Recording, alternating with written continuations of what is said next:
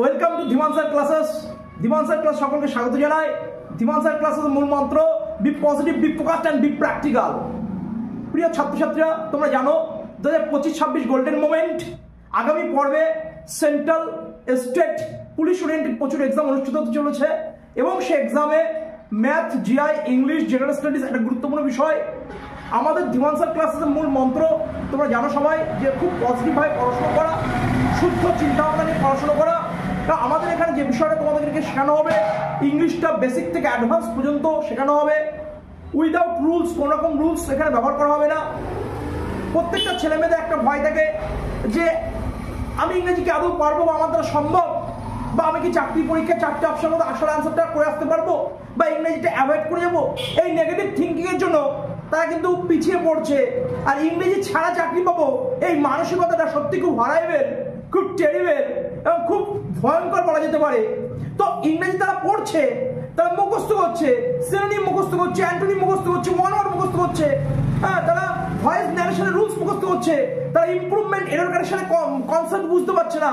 তো আমার একটাই বক্তব্য, তুমি যখন সব জায়গায় পড়ে তুমি যখন নিজের মনে একটা জিনিস তুমি ভেবে নিয়েছো যে সত্যি আমার দ্বারা হবে না, বা আমি পারবো না, বা আমার দ্বারা ইংরেজি সম্ভব নয়, বা আমার মাথার মধ্যে ঢোকে না, শেষ পর্যায়ে তুমি আমাদের ধীমান স্যার ক্লাসে এসো। কথা দিচ্ছি তোমার চিন্তা ভাবনার পরিবর্তন হবে, তোমার মানসিকতার পরিবর্তন হবে।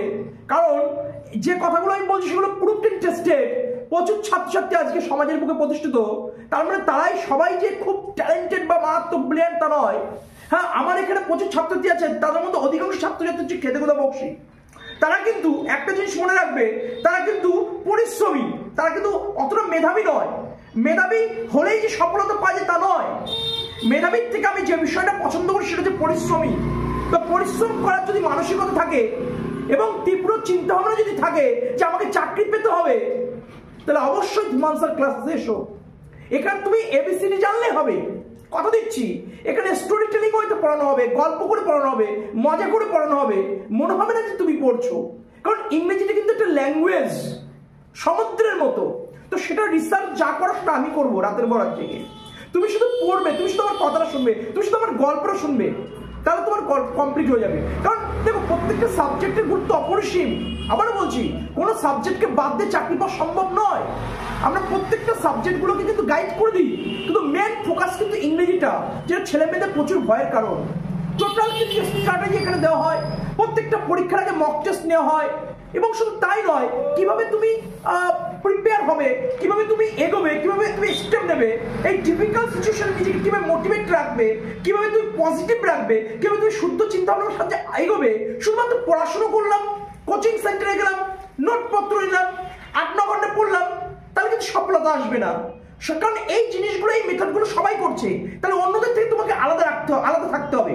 তাহলে এই সময়টা, এই জার্নিতে একটা ডিপ্রেশন চলে আসে, এই জার্নিতে একটা কিন্তু নেগেটিভ ভাইব্রেশন চলে আসে।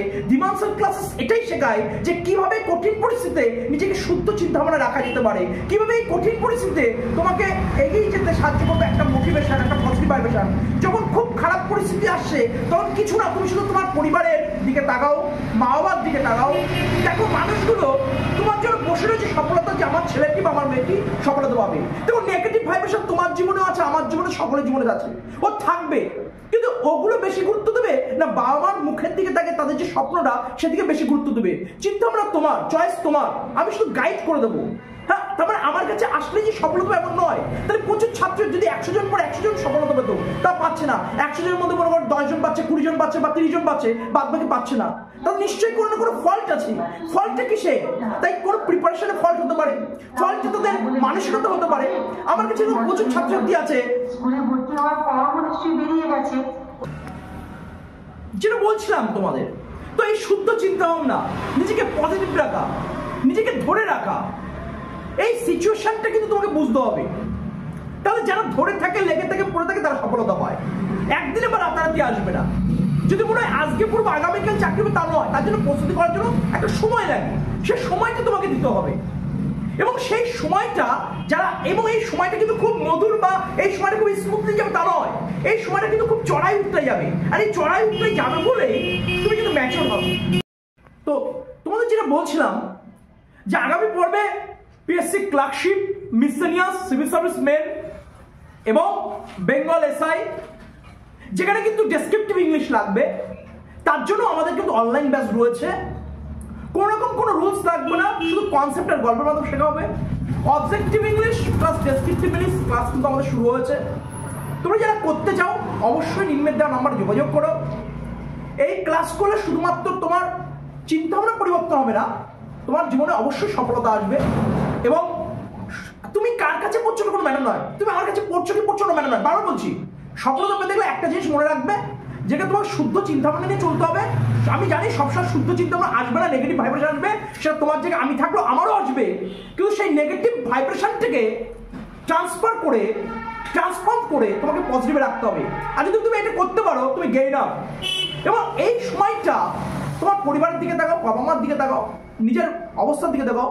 তো পায়ের মাটিটা যদি শক্ত করতে চাও, তোমার জন্য কিন্তু একটা সরকারি চাকরি কিন্তু লাগবে। আর তার জন্য তোমার কিন্তু মারাত্মক ডেডিকেশন লাগবে এবং প্রচুর সিনসিয়ারিটি লাগবে এবং একটা অধ্যবসায় লাগবে, তাহলে তুমি সফলতা পাবে। তো আমাদের নতুন ব্যাচ চলছে, নতুন ব্যাচে অ্যাডমিশন চলছে। এবং যারা যারা ভর্তি হতে চাও নিম্নের দেওয়া নাম্বারে যোগাযোগ করো।